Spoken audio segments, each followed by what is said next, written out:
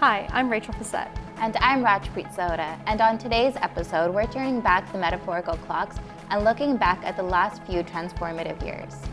Welcome to the Reset edition of the 25th Hour.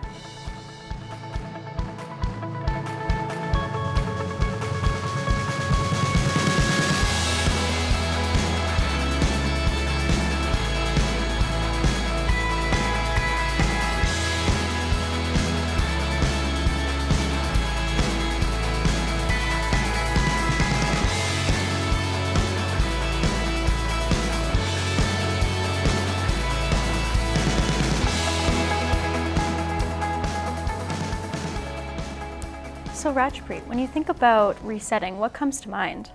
Well, for me, I feel like life's getting back to its pre-pandemic ways. For example, masking has become optional pretty much everywhere and here on campus, and arts and culture is back in full swing.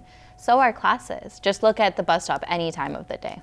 Absolutely, I know what you mean. And it's not just about masking or classes either. Right now, it's really a moment of change. Everything's changing really quickly. People have started new business ventures throughout the pandemic, and people have also just have different aspects of life that keep changing. For sure, and here at the 25th Hour, it's got us thinking a lot about the idea of resetting. Yeah, like what does it mean to reinvent yourself, or turn back time, or carve a new path altogether? And so that's why today we're asking the question, is it time for a reset? Back in February, Russia launched a full-scale invasion of Ukraine. For 8 months now, we've seen the images. Buildings and landmarks destroyed, bomb blasts, and millions of Ukrainians have been displaced. This loss has been felt all over the world as Ukraine, its people, and its culture are being threatened. To help out in the best way she knows how, dancer Katerina Shepardtitska is helping shape the next generation of Ukrainian dance, as well as trying to preserve the Ukrainian culture in this diaspora.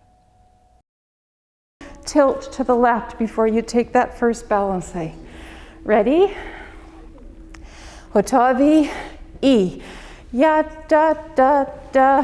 Forward and 1 and 2, 3, 4. My first name is Katarina and the last name is Shepardtitska. So I started learning Ukrainian dance when I was, I would say, maybe 12 or 13. It just kind of grew and grew and branched out, and so it's been a big part of my life for a long time. On my father's side, his parents, so my grandparents, immigrated to Canada from Ukraine. They immigrated to Canada, ended up in Winnipeg, and met each other there. There were about 60 years where there was no connection with family. When I think about it now, it's actually pretty shocking. I didn't think about it that much when I was younger, but 60 years. In 1987, I went back with my now husband to study Ukrainian dance over in Kyiv, in the capital of Ukraine. This would have been the first time that I met family after that 60-year distance between us here in Canada and family in Ukraine. Very, very quickly, so many things fell into place for me. Like it was just a puzzle that it just all fell into place, and gestures and language were the same. It just really felt like home. Tekla is her name. My Baba was called Justina, and to meet her the very first time, she just looks so much like my Baba. In 1991, the Dnipro Dance Ensemble that I was working with at the time in Ottawa traveled over to Ukraine on a tour, and as we were in midair between Amsterdam and Warsaw, the Perevorot happened. People were gathering in the streets with the blue and yellow flag. It was incredible. Like there were people out in the streets celebrating the fact that the Soviet Union had collapsed, and our dancers were right in the middle of that. We were the first Ukrainian dance ensemble from Canada into a free Ukraine. When we came back after that experience, it had moved us so much that 3 of us co-founded the Svitonok Ensemble, and Svitonok means dawn in Ukrainian, so like a new way, a new path.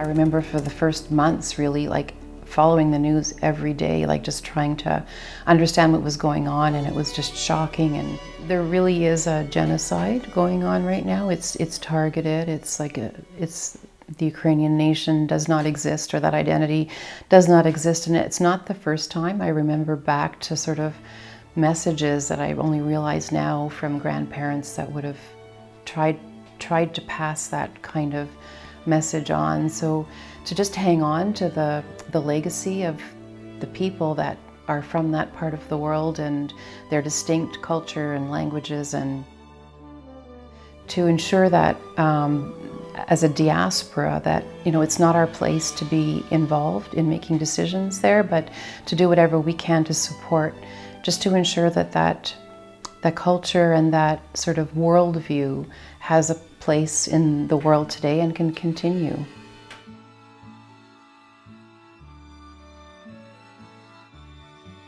For me, dance has been a really important part of that, and building that Ukrainian dance community here in Ottawa.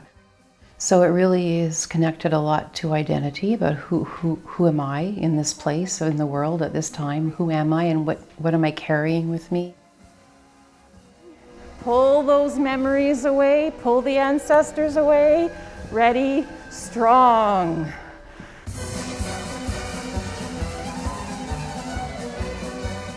It's not just sort of a history, it's how do I carry myself in the world with all of what my ancestors have gone through or accomplished or done, and how can I continue some kind of legacy and develop it and remain attached to a root, but continue to develop in the world some kind of contribution that carries some meaning.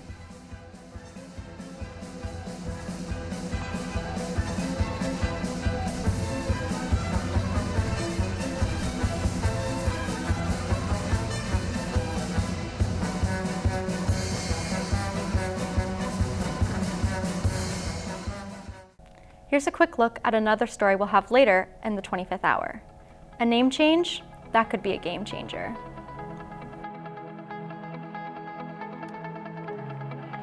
And so some of the names that were there were like Quid Strike, Quick Strike, Quid Ball, Quad Ball.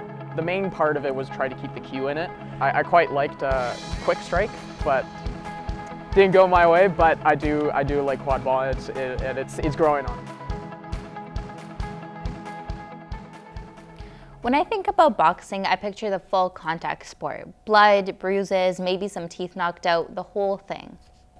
But at Boxing Without Barriers, Coach Chantal DeCatala is resetting the way we think about that sport and who gets to box.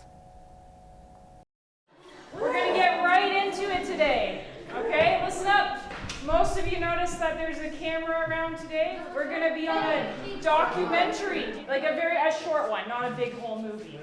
So show off your skills today, all right? My name's Chantal DeCatala. I'm the founder and director of Boxing Without Barriers. So Boxing Without Barriers is a program for anyone age 7 and up with any sort of disability, physical, cognitive, developmental.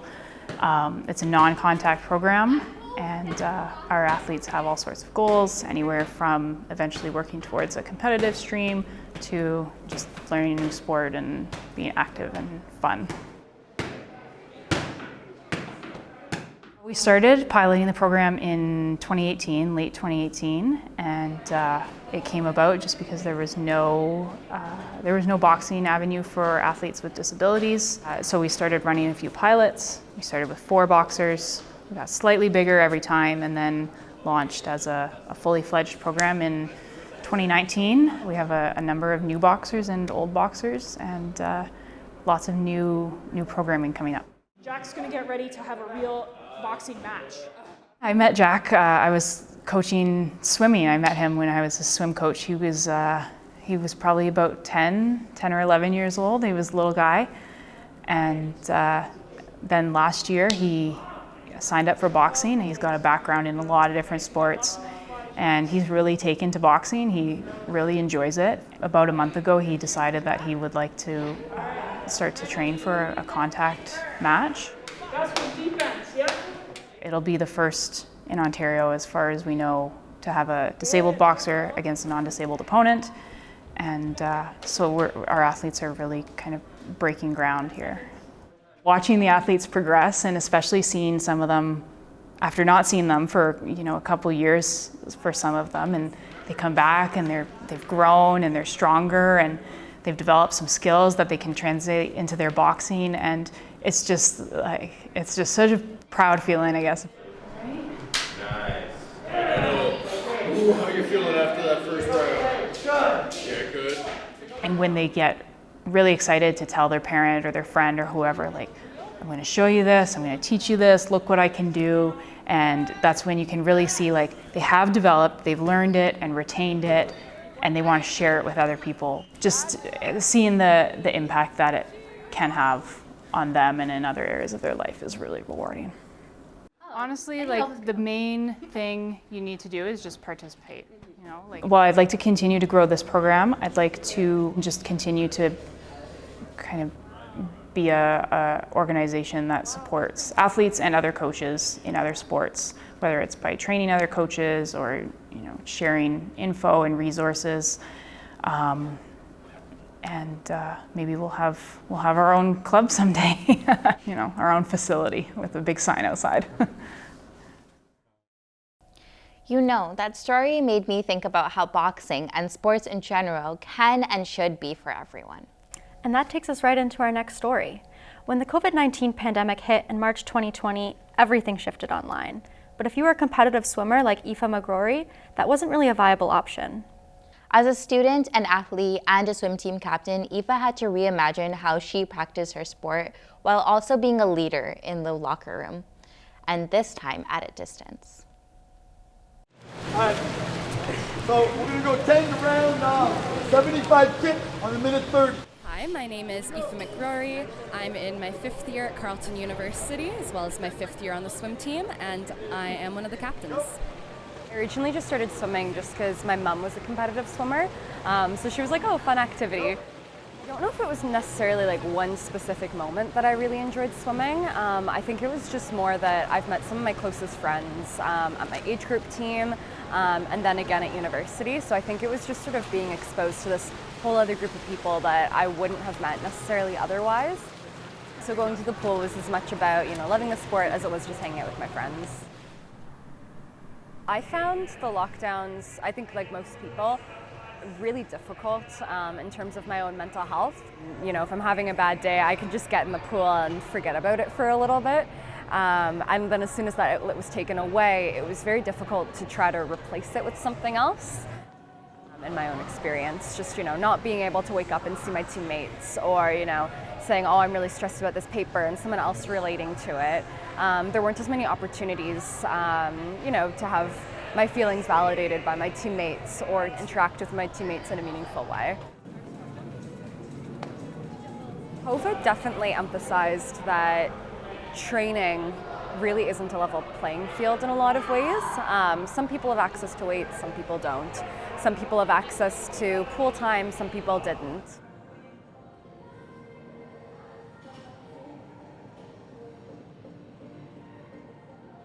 Your body definitely changes in a different way compared to, when you're working out. You're using different muscles when you're swimming, when you're running.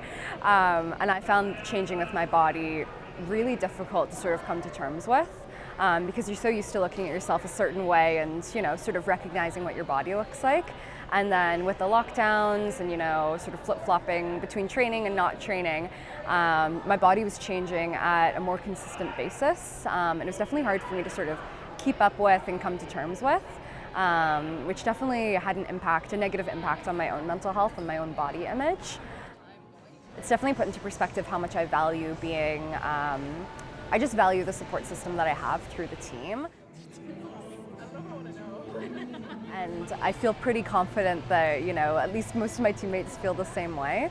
It's been really great because we're always cheering everyone on, whether, you're the first person in your heat to finish compared to the last person and your heat to finish. Like, either way, we're cheering for you and we're rooting for you. And I think it's been a bit more easy to communicate this with less COVID restrictions. Definitely think team morale is up. I know with the captains, we've been trying to come up with different ways for the newer swimmers to be involved with the team. So we organized sort of a amazing race / scavenger hunt event. It was such a fun way to get to know them a little bit more and, you know, develop some inside jokes. We were all running around campus in Old Ottawa South and getting really sweaty. Yeah!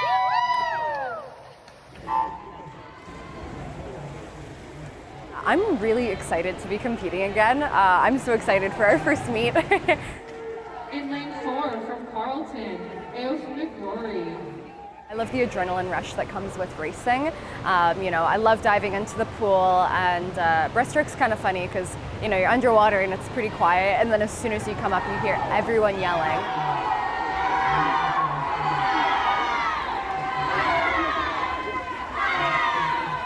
And yeah, some people aren't yelling for you. You know, it's your teammates yelling for you. It's other people yelling, you know, other teams yelling for their teammates. But at least when I'm swimming, it sounds and it feels like everyone who's yelling is yelling for me in that moment. I don't know if that makes me egotistical. I'm really excited to feel that way again. Switching lanes from swimming to the field, I'd like to talk about another sport that's seen some changes recently. But before I do, Rajpreet, I have to ask, have you seen Harry Potter? Yeah, I love those movies. So do I. And some of my favorite scenes are when they're playing Quidditch. You know, that's that magical sport where they're flying around on broomsticks, throwing balls to get points, and Harry's usually somewhere flying around trying to find that golden snitch. Well, did you know that it's actually a real sport in our slightly less magical world? It's a fascinating full contact sport with a community surrounding it. And I know that community is going through a big change right now. At the center of it, the game is getting a reset in the form of a name change from Quidditch to Quad Ball. And for the Carleton Ravens Quad Ball president, Darren Bell, it's a moment for the sport. A chance for the game he loves to forge a new identity, separate from the world of Harry Potter. My name's Darren Bell. I'm the president and film coach for the Carleton Quad Ball team for the 2022 season. I've been playing for 5 years. I've been playing on various different league levels, including the University League level, Major League League level, and I played for the Toronto Raiders as well as for the Ottawa Black Bears, where I was the assistant manager 2 years ago, and I was the head coach this past season. Back in high school, I was heavily overweight, and I tried making life changes like when I came into university, and I knew that I wanted to pick up a sport, but I'm a very competitive person, always have been, and so I wanted to face other universities in any way that I could. And so when Quidditch was just a wonderful mixture of the two, in between that it's full contact, I can face other universities, and that I can move up into the ranks. It's not like a typical sport where you have like in soccer or hockey or football, where there's one point of focus. You have one ball going on. You have 4 that you'll need to know going on at once, and you have to keep your head on a swivel, which works your brain, but then also there's the physical aspect of it as well, being a full contact sport. Definitely for the name change when associated with the Harry Potter franchise and J.K. Rowling, definitely factored into the name change as well. Even when it came to sponsors, we were so locked in with what we had, because if there was any monetary value, we would get sued. So being able to change the name and to distance ourselves from that franchise definitely gives us more freedom going forward. So that, from the comments from J.K. Rowling, was the last straw. Some of the names that were actually up in the air, there was a survey that was put out across the United States as well as Canada. And so some of the names that were there were like Quid Strike, Quick Strike, Quid Ball, Quad Ball. The main part of it was try to keep the Q in it. I quite liked Quick Strike, but didn't go my way. But I do like Quad Ball, and it's growing on me. Yeah, 80.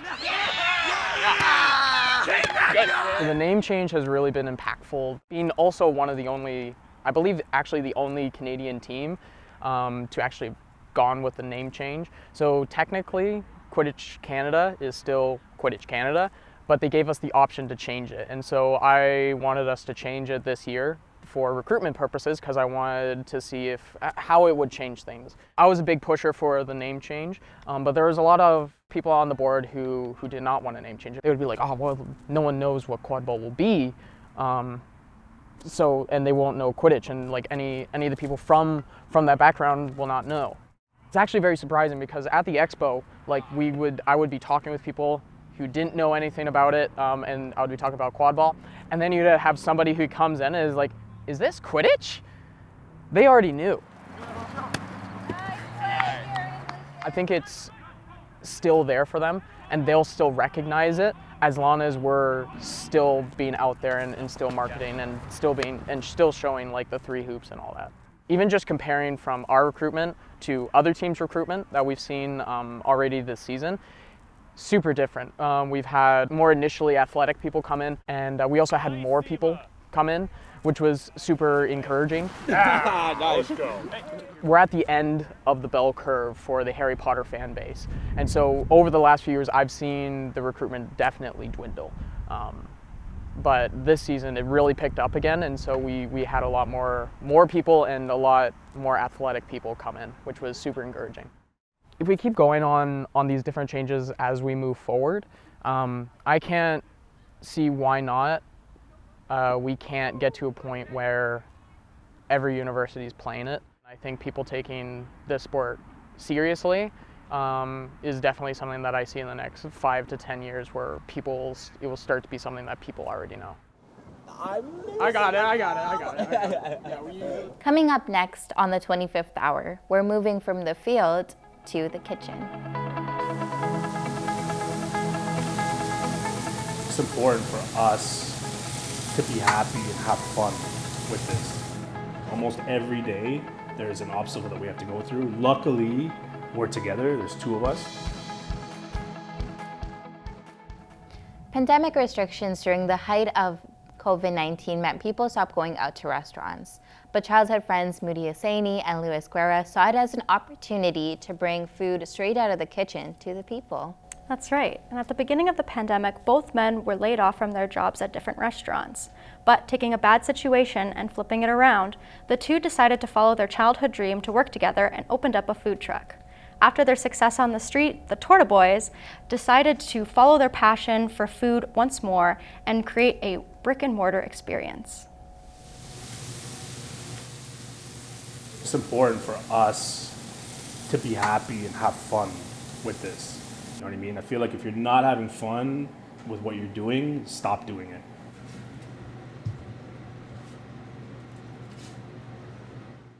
My name is Moody Hussaini, and I'm one of the owners of Torta Boys Restaurant. And I'm Luis Guerra, one of the chefs and co-owners of Torta Boys Restaurant. We played soccer together when we were kids. Yeah, we played soccer on the same team. We grew up playing against each other. It's funny because we actually we played with the idea when we were probably 18. Yeah. So we were both we'd already worked in restaurants as little kids. Yeah, 12 years later, we found ourselves in the perfect combination of situation to be in. And we were both hey, you want to do that thing we talked about? Yeah, it's actually funny. When we first wanted to do a restaurant or something like that, we actually decided to do a catering company. Yeah, it was actually a friend of ours that rented us the truck. He was nice enough that he didn't need it for the summer, so he offered it to us, and we weren't actually supposed to do a truck. We were supposed to be in a ghost kitchen. We opened the truck and we're okay, let's see how it goes. And then a week later, it just this whole snowball effect started, and it was just a lineup outside. Okay, that lineup gets bigger and bigger, and every day it just kind of went on and on and on. So just that whole experience was just a whirlwind, right? There was a couple of days where we had 2-hour waits, for our food. So days like that, where it's just the 2 of us on the truck, 45 degrees, it was insane. But our spirits were still up, right? We've known each other for so long. We work really well together. So the food truck did really well, and then we kind of thought with what we had made, we were well, we have enough to invest in a spot. And both of us instantly, when we came in here, we were this is something that we can make ours. When we moved in here, was January, super cold. It was a lockdown. There was the convoy protest, so people were super scared to come downtown. And we were sharing the space. And we were sharing the space. with a coffee shop, so it wasn't like totally our vision. So there was like 2 months there, it was just like super uncertain, it was super slow. Almost every day there's an obstacle that we have to go through. Luckily, we're together, there's 2 of us. We had an idea for like a cocktail bar called Aguila. That's still kind of probably like on the back burner for now. Still something we want to do. Yeah, it was an idea. Torta Boys was very much like just, let's test the concept out. Moving on now, from a business rooted in friendship to one inspired by family. When Debbie Shinso's daughter developed hormonal issues, Debbie started creating natural skincare products so her daughter can safely use them. And after seeing how well her creations worked, Debbie just couldn't keep her recipes to herself. The reason I do this business is because I love it. I love what I do. I make a difference. I offer products that are clean, natural. And back in 2013, there wasn't a lot of natural products. My daughter at the age of 3 started precocious puberty, where her puberty started activating. So that's when I started thinking, wow, you know, my daughters are going to be wanting to have children. She's had a lot of health problems with her endocrine system. So I need to go out and start learning how to make this.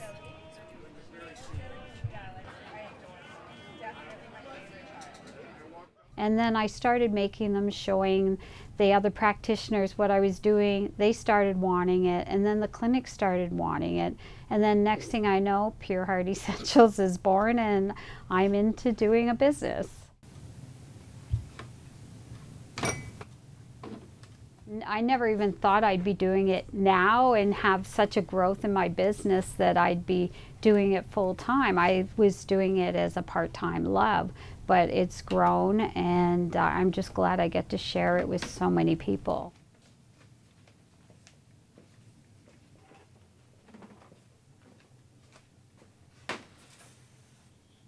Today with the serum, there would be rosehip oil, pomegranate, which has so many antioxidants.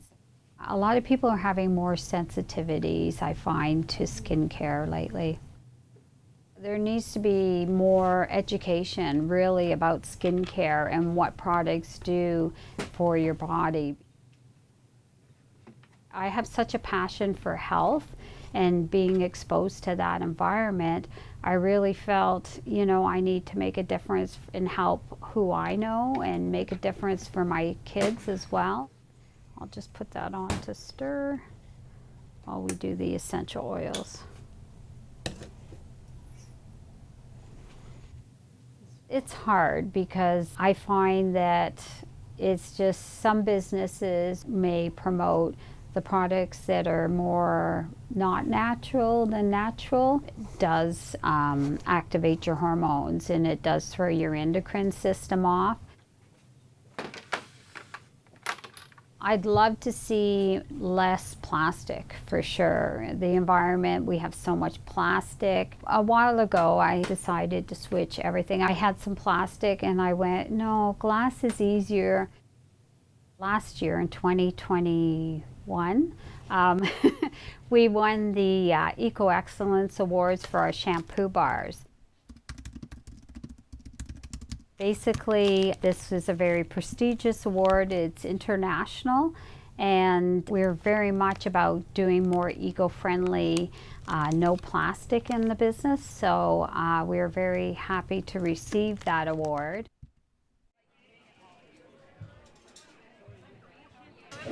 Hey there, come on in and smell away.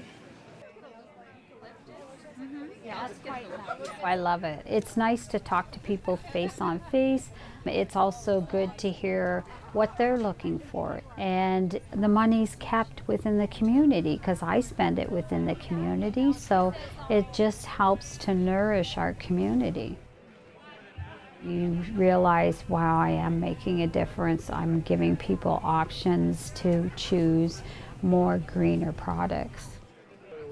I'm just very passionate about the earth, and my grandchildren now, they're going to grow up on this planet, and I really want it to make a change soon so that they have a good life and get to enjoy the greenness and lushness that we get to enjoy. Today, we've seen all kinds of resets, from dance being used as a form of resistance to sports being rethought. Our final story of the episode asks us to think about resetting with passion leading the way.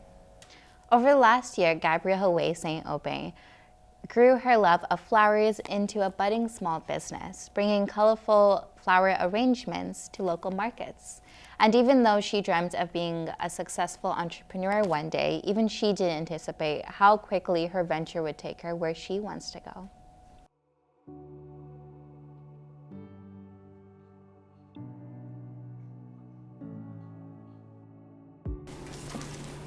I used to actually get flowers for myself every week and go, to the market and just get myself flowers. And I thought there must be other girls who actually does the same thing and wants the same thing as me. And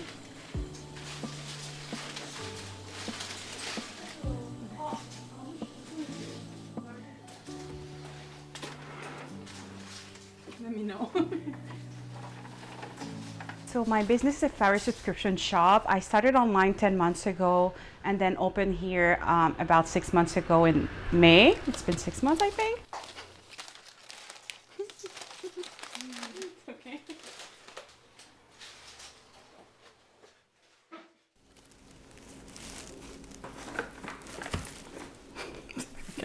Started here in my house, in my kitchen, and the first time I actually got flowers here, I called my mom, and I was like, Mom, I need help, how do I do that? And she was like, well, you put some flowers together, you put some greeneries, you wrap it, and and I was like, okay. I think when I started, you want to do, well, you don't have all the financial resources, so I wanted to do everything by myself.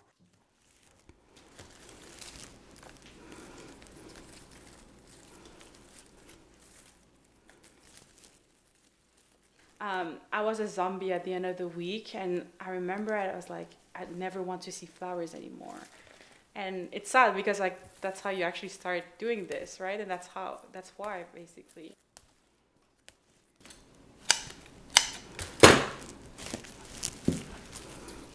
So I did an outdoor market with flowers. It was -10 at the Bywar market. And I remember they called me, they're like, oh, you're accepted as a vendor. Do you want to do an event next Friday? And I had nothing. I only had me, basically. So I went to Canadian Tire, got everything, a table, a tent and everything, and set up the whole thing. I did not sold out for the first time, but at least it was a great experience. And that's actually when I was like, okay, there's actually potential in doing that. That's actually how people get to know you. I always told myself one day I'd like to be in a conference or have people, actually recognize what I did, but never thought it would be 10 months later. Hi, so I'm at the GEM conference right in the back. I'll be a speaker in the social media panel. I just got here at 8 a.m. and then I'm excited to be here today and meet other entrepreneurs, so there you go. I was very honored and, proud because I only started a few months ago. Also, I think just be yourself, and that's the people who want, your people's gonna find you then, and then you'll find them too. I think I would say that, yeah.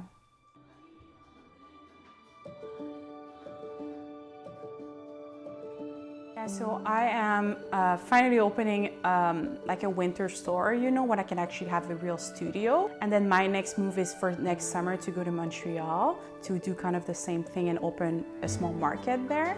And then hopefully by then I'll have a small team here in Ottawa and then one in Montreal as well.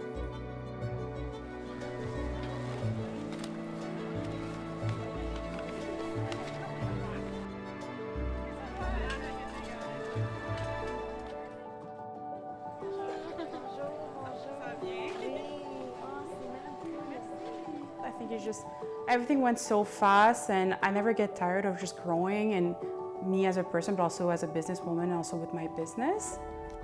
Yeah. I hope that I have kind of branches all over Canada, and people actually, know that they deserve whatever they want, and if they get flowers, it's gonna be from me.